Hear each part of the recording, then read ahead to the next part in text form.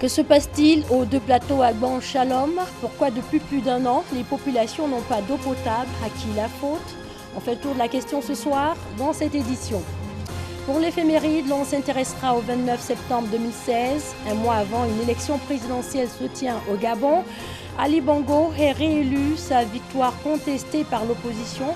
Ali Bongo appelle au dialogue le 29 septembre 2016. Sa main tendue est rejetée par Jean Ping. Bonsoir à tous et bienvenue dans cette édition. 6 mois ou parfois près d'une année sans une goutte d'eau dans les robinets. Oui, ça se passe à Abidjan, précisément aux deux plateaux Agban-Shalom. Une pénurie d'eau qui, vous vous en doutez, cause d'énormes désagréments aux populations qui reçoivent par ailleurs des factures. Que se passe-t-il? À qui la faute? La SODECI, elle pointe du doigt les nombreux cas de fraude qui empêchent l'eau d'arriver jusqu'au robinet. On fait le point ce soir avec Honorine Anigori. Pour d'autres, cela fait 6 mois, voire même 1 an, qu'ils n'ont pas d'eau potable. Et pour certains, cela fait 3 mois. C'est selon l'arrivée dans ce quartier, Agban, Deux Plateaux et Shalom. Sidonie Mevo, habitante de ce quartier, est exacerbée. Il n'y a pas de l'eau, pas du tout, même pas une goutte. On a même mis les suppresseurs. On se lève toute la nuit, il n'y a pas de l'eau. On est obligé de se lever maintenant à 5 heures, sortir de la maison, on peut se faire agresser par n'importe qui. Ils n'ont qu'à avoir pitié de nous. Ange et Ahmed ont parcouru une longue distance pour s'acheter de l'eau. Leur cri de cœur. Souvent, on est obligé de venir jusqu'à, comment dire, où il y avait ces publics pour avoir l'eau. Chez nous, souvent, on peut faire 2 jours, c'est là-bas, c'est pas normal. Je souhaite que la SODECI nous apporte de l'eau. Ils disent être abonnés à la Société de distribution d'eau de Côte d'Ivoire. Ces habitants du quartier Agban Deux Plateaux Shalom vivent un cauchemar. Non seulement ils ne sont pas desservis comme il se doit par la SODECI durant quelquefois 3, 6, voire même 1 an.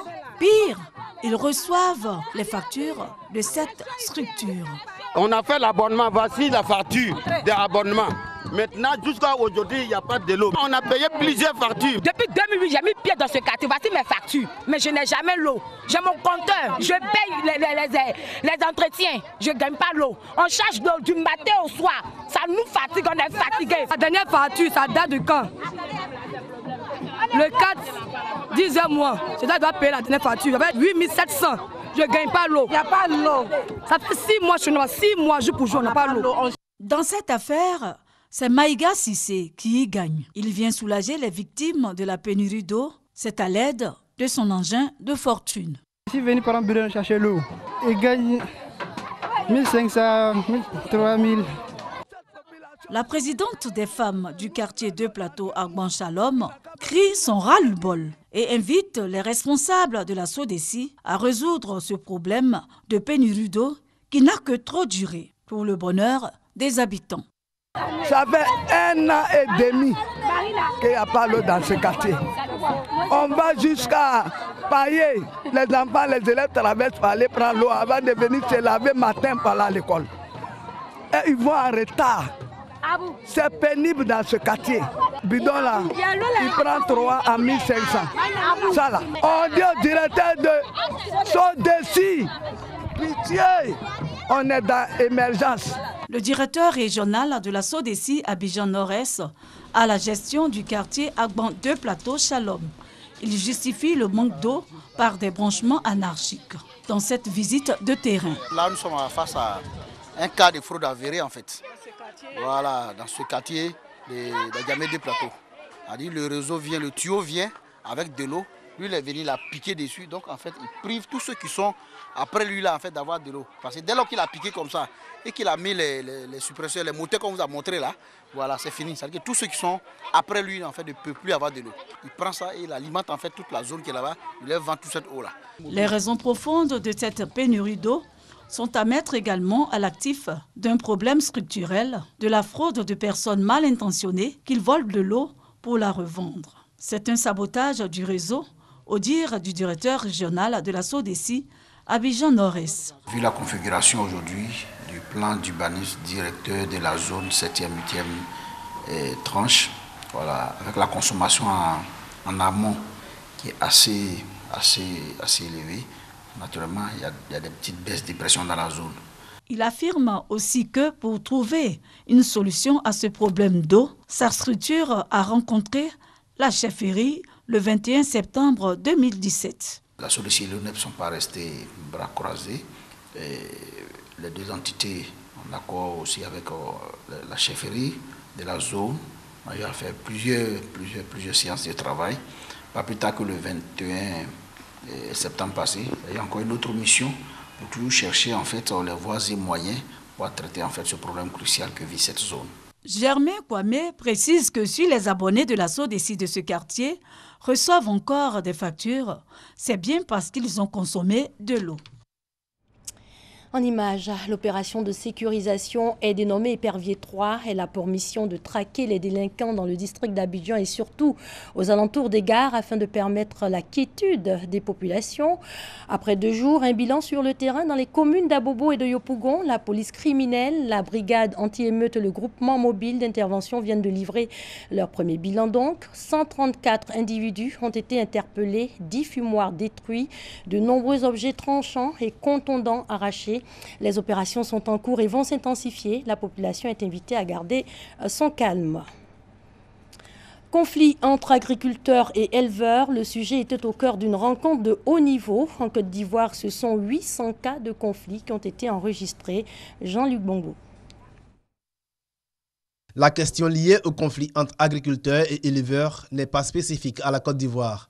Elle a été au cœur de la 4e édition de la rencontre de haut niveau pour une transhumance transfrontalière apaisée entre les pays sahéliens et les pays côtiers d'Afrique de l'Ouest. Les gens se comprennent mal parce que les gens qui sont venus de leur facteur, on ne peut pas parce que les éleveurs mangent du mil, ils ne peuvent pas gâter ça parce que c'est là qu'ils mangent.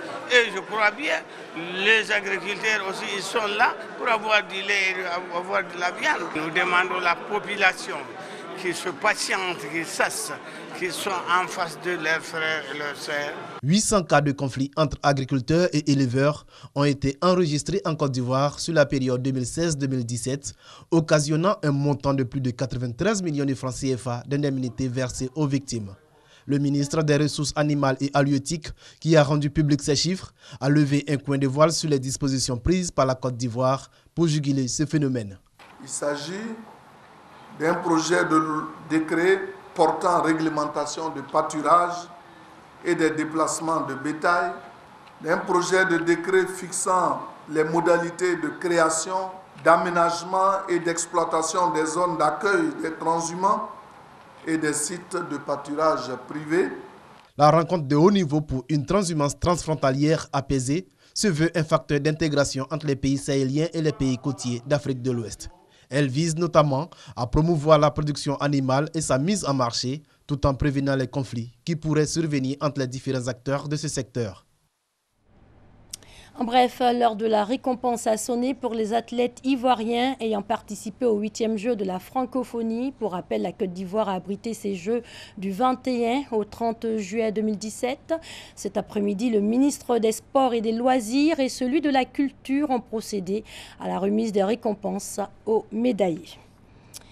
À l'étranger, en images, on parle de la Roumanie, nouvelle destination des migrants, des Irakiens, Iraniens et Syriens arrivés récemment dans le pays, des migrants qui confient leur sort aux caprices de la mer Noire.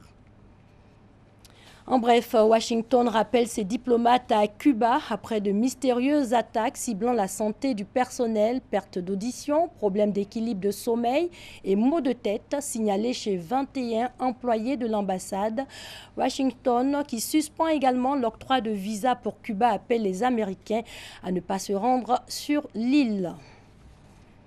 En image, le débat sur l'avenir de l'Union européenne bat son plein et sur le sujet, les dirigeants européens ont déploré ce vendredi les faibles progrès sur le Brexit.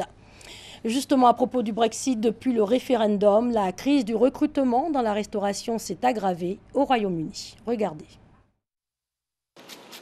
Il n'est pas rare que Mike Carter fasse de longues semaines.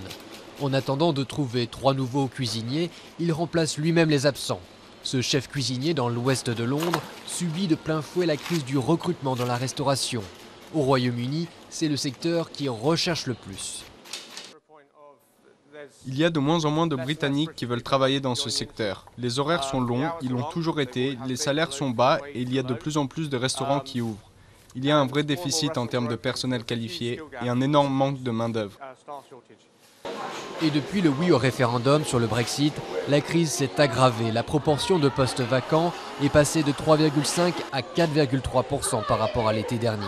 En cause, le ralentissement de l'immigration, principalement en provenance de l'Union européenne. Et la fin de la libre circulation des personnes inquiète tout particulièrement cet entrepreneur. La moitié de mes employés sont britanniques.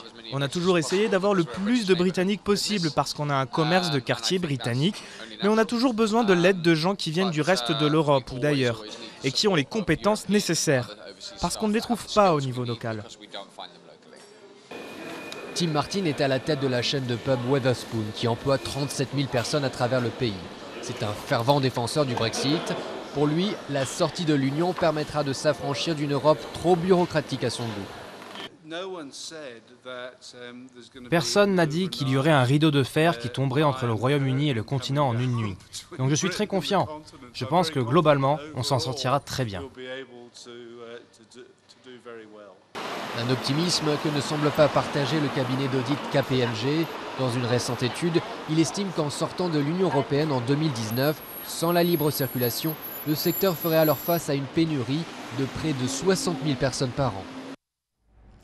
À présent, votre page d'histoire. On part ce soir pour le Gabon. Une élection présidentielle se tient le 27 août 2016. Ali Bongo est réélu. La victoire contestée par l'opposition mène à une crise post-électorale. La province du Haut-Ogooué en particulier retient l'attention de l'opposition. Alors que le recompte des votes a commencé à la Cour constitutionnelle, Ali Bongo appelle au dialogue. Le 29 septembre 2016, sa main tendue est rejetée par Jean Ping. Herman Yamia. Dans une atmosphère de meeting électoral devant plusieurs centaines de partisans autour de sa piscine, l'ancien diplomate a appelé la communauté internationale à prendre des sanctions ciblées à l'encontre des personnes qui se sont rendues coupables de ce coup d'État militaro-électoral, notamment à travers le gel de leurs avoirs à l'étranger et des interdictions de voyager. L'ex-patron de l'Union africaine a aussi demandé à Amnesty International et à la CPI de venir au Gabon faire toute la lumière sur les assassinats, les disparitions et les violations des droits de l'homme lors des violences qui avaient suivi l'annonce des résultats provisoires en faveur du président sortant le 31 août. La procureure de la CPI, Fatou Bensouda, a justement annoncé qu'elle allait procéder à un examen préliminaire sur la situation au Gabon afin de déterminer si les critères imposés pour l'ouverture d'une enquête sont réunis. Le gouvernement gabonais lui avait demandé le 21 septembre de bien vouloir ouvrir sans délai une enquête faisant part de faits relevant de l'incitation à commettre le crime de génocide et des crimes contre l'humanité qu'il attribue aux militants de Jean Ping. De son côté, le nouveau Premier ministre Emmanuel Issoze Ngondé a annoncé que la composition de son gouvernement serait connue. C'est un gouvernement d'ouverture, largement ouvert aux forces vives de la nation, conformément aux instructions du président Bongo. Le ministre français des Affaires étrangères a lui aussi renouvelé son appel au dialogue politique devant des étudiants. En vain, Jean Ping refusant catégoriquement la main tendue d'Ali Bongo. Voilà quelqu'un qui a été désavoué par le peuple et battu dans les urnes, qui demande à celui à qui il a volé l'élection de venir dialoguer avec lui. Le Gabon a connu un pic de violence de 48 heures après l'annonce le 31 août de la victoire du chef de l'État sortant Ali Bongo, 57 ans, qui a prêté serment pour un deuxième septennat. Dénonçant des fraudes électorales dans le fief ethnique du président, Jean Ping avait saisi la Cour constitutionnelle qui a finalement validé le 24 septembre la victoire d'Ali Bongo 50,66% contre son rival 47,24%. Des centaines de personnes avaient été arrêtées début septembre, 407 avaient été relâchés, 393 déférés au parquet de Libreville et 31 incarcérés, avait indiqué le procureur. Des arrestations plus ciblées d'opposants avaient eu lieu juste avant la décision de la Cour constitutionnelle. Voilà qui marque la fin de cette édition. Bonne soirée sur les antennes de l'RTI, la marque du service public.